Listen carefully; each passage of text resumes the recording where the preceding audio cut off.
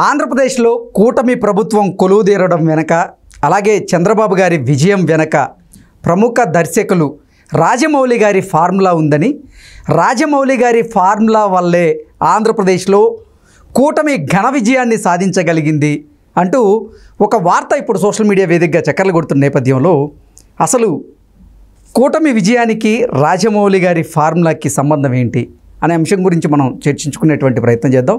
ప్రస్తుతం మనతో పాటు ఉన్నారు తెలుగుదేశం పార్టీ అధికార ప్రతినిధి సూర్యదేవర్ లత గారు. లత గారితో మాట్లాడదాం. లత గారు నమస్తే అండి. నమస్తే. లత గారు, ఆంధ్రప్రదేశ్లో కూటమి ప్రభుత్వం కొలువుదీరడం వెనక, చంద్రబాబు గారి విజయం వెనక రాజమౌళి గారి ఫార్ములా ఉందని, రాజమౌళి గారి ఫార్ములాల వల్లే ఆంధ్రప్రదేశ్లో కూటమి ఘన విజయాన్ని సాధించింది అంటూ ఒక వార్త సోషల్ మీడియాలో చక్కర్లు కొడుతూ ఉంది. ఇంతకీ మీ కూటమి విజయానికి రాజమౌళి గారి ఫార్ములాకి మధ్య సంబంధం ఏంటి? అసలు కూటమి విజయం వెనక రాజమౌళి గారి ఫార్ములా ఏముంది అంటే ఏం చెప్తారు? నాకు ఇక్కడ ఒకటి అర్థం కావట్లేదు. ఫార్ములా అంటే ఏంటి? రాజమౌళి గారి ఫార్ములా అనటానికి నాకు రీజనింగ్ కనపడటంలా. మీరు చెప్తే వింటాను. ఎందుకంటే ఆ ఫార్ములా ఏంటి, రాజమౌళి గారు ఏంటి, ఇవేంటి నాకు తెలియట్లేదు. మీరు చెప్తే ఏంట. అంటే వార్త వచ్చింది కదా, మీరు చూశారు కదా వార్త. ఏం వార్త? అంటే RRR మూవీతో ఇప్పుడు కూటమి విజయాన్ని కూడా పోల్చారు. అంటే RRRలో ఎంతో వ్యూహాత్మకంగా రాజమౌళి గారు 2 సామాజిక వర్గాల వారిని హీరోలుగా పెట్టారని, జూనియర్ ఎన్టీఆర్ కమ్మ సామాజిక వర్గానికి చెందినవారని, అలాగే రామ్ చరణ్ గారు కాపు సామాజిక వర్గానికి చెందినవారని, 2 సామాజిక వర్గాల వారిని కూడా RRRలో పెట్టడం వల్ల అది ఇంకా హ్యూజ్ సక్సెస్ అయ్యింది అనుకున్న దానికంటే. అలాగే ఆంధ్రప్రదేశ్లో ఏ పార్టీకి ఆ పార్టీకి సంబంధించినటువంటి ఓట్ బ్యాంక్ ఉన్నప్పటికీ ప్రభుత్వ వ్యతిరేకత చీలకుండా ఉండేందుకు చంద్రబాబు గారు ఈ వ్యూహాన్ని రచించారని, అందుకే జనసేన, తెలుగుదేశం పార్టీ, భారతీయ జనతా పార్టీ ఈ మూడింటిని కలపడమే ఇక్కడ రాజమౌళి గారి ఫార్ములా అంటూ కూడా ఒక ఆర్టికల్ వచ్చింది. అది మీకు చూశారు మీరు కూడా. అదే నాకు అర్థం కావట్లా. ఇప్పుడు ఏంటంటే ఒక సినిమా చేసినప్పుడు ఆ 2 సామాజిక వర్గాలు చూస్తే సినిమా హిట్ అవ్వదు. అంటే ఆ 2 సామాజిక వర్గాలు అనే కాదు, అంటే కలిపారని అంటే వాళ్ళ అభిమానులు కలిశారనేదే మీ అర్థం. ఎగ్జాక్ట్. అది ప్రపంచవ్యాప్తంగా చూసిన మూవీ. మీరు ఒకటి ఇక్కడ గుర్తించాల్సింది. సో ఈ సామాజిక వర్గం ఆ సామాజిక వర్గం అనేది కాదు అక్కడ. సో ఎంత కలిపినా ఏ సినిమా చేసినా ఇద్దరు పెద్ద స్టార్ హీరోలే, ఇద్దరు బ్యాక్గ్రౌండ్ ఫ్యామిలీస్ కూడా పెద్ద స్టార్ ఫ్యామిలీ. మరి ఇంకొకటి ఇక్కడ RRRలో కనుక జూనియర్ ఎన్టీఆర్ గారు లేకపోయినా, లేదంటే రామ్ చరణ్ గారు లేకపోయినా, ఇద్దరిలో ఒకరే ఉన్నా ఆ సినిమా అంత హ్యూజ్ సక్సెస్ అయ్యేదంటారా? అందరూ అభిమానించేలాగా ఆ సినిమా ఉండేదంటారా? ఖచ్చితంగా కాదు. కానీ ఆయన మలిచిన విధానం కూడా అలాగే ఉంది కదా. డైరెక్టర్ వర్క్ కనపడుతుంది, ఆర్టిస్టుల వర్క్ కనపడుతుంది. ఇప్పుడు సేమ్ అదే కదా ఆంధ్రప్రదేశ్లో కూడా. కేవలం తెలుగుదేశం పార్టీ కాకుండా, కేవలం భారతీయ జనతా పార్టీ కాకుండా, కేవలం జనసేన కాకుండా 3 పార్టీల సమిష్టి కృషి వల్లే ఇంత ఘన విజయం సాధించగలిగారు కదా. నేను చెప్పేది ఒకటేనండి. నేను చెప్పని వీటి కంప్లీట్ చేయను, మళ్ళీ మాట చెప్పండి. మీ ఉద్దేశం ఏంటంటే 2 కులాల కలవబట్టి, అంటే కమ్మ కాపు అంటే కులాలని కాదు, ఇక్కడ 2 పార్టీల కలయిక. పార్టీల కలయిక ఎప్పుడైనా సక్సెస్ కోసమే కదా కలిసేది. ఇప్పుడు ఎక్కడైనా కూడా పార్టీల కలయిక ఎందుకు? మెజారిటీ. సో కొంచెం ఓట్లు చీలిపోకూడదనే కానివ్వండి, దాని మూలనే ఇది అవుతుంది. ఇక్కడ కూడా కులం అనేది ఒక సర్టన్ ఒక టైం వరకు అది పనికొస్తుందేమో కానీ ఎక్కడ ఏ పార్టీకి కూడా కులం బేస్ మీదే వెళ్ళాడంటే ఏ పార్టీ కూడా సక్సెస్ కాదు. ఈవెన్ జనసేన అయినా సరే. మాకు ఎప్పుడూ కూడా బీసీల పార్టీ మాది. తెలుగుదేశం బీసీల పార్టీ, బడుగు బలహీన వర్గాల పార్టీ. ఇక్కడ అందరికి ఎస్సీ ఎస్టీ మైనారిటీ బీసీలకి అవకాశాలు కల్పించిన పార్టీ.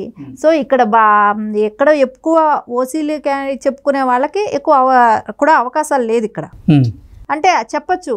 కానీ ఇక్కడ ఎందుకంటే వెనకబడిన వాళ్ళ కోసమే ఈ పార్టీ వచ్చింది. సో వాళ్ళే ఉన్నతంగా అంటే వాళ్ళకి రాజకీయ అవకాశాలు కల్పించింది. సో ఖచ్చితంగా తెలుగుదేశం అనేది బడుగు బలహీన వర్గాల పార్టీ. ఇక్కడ ఎవరవునన్నా కాదన్నా సరే, మీరు చెప్పినట్టు జనసేన అని కూడా తీసుకుందాం. జనసేన కూడా ఎక్కడ వాళ్ళు ఓన్లీ అదే క్యాస్ట్ అనేది లేదు కదండి. ప్రతి పార్టీలోనూ అన్ని కులాలకు సంబంధించినటువంటి కార్యకర్తలు ఖచ్చితంగా ఉంటారు, ఉండాలి. లేకపోతే అది పార్టీ కాదు, పార్టీ సక్సెస్ కూడా అవ్వదు. సో అంటే ఇక్కడ కులాల ప్రస్తావన కాదు, ఇక్కడ కులాల గురించో మతాల గురించో మనం ప్రస్తావన కాదు, కానీ ఆ ఫార్ములా మేము చెప్తుంది. అంటే రాజమౌళి గారు అంటే తెలుగు సినిమా పరిశ్రమలో ఉన్నటువంటి ఇద్దరు దిగ్గజమైనటువంటి హీరోలను తీసుకొచ్చారు కాబట్టే వారిద్దరికీ సంబంధించినటువంటి అభిమానులు పెద్ద ఎత్తున చూడడంతోనే ఆ సినిమా భారీగా సక్సెస్ అయింది.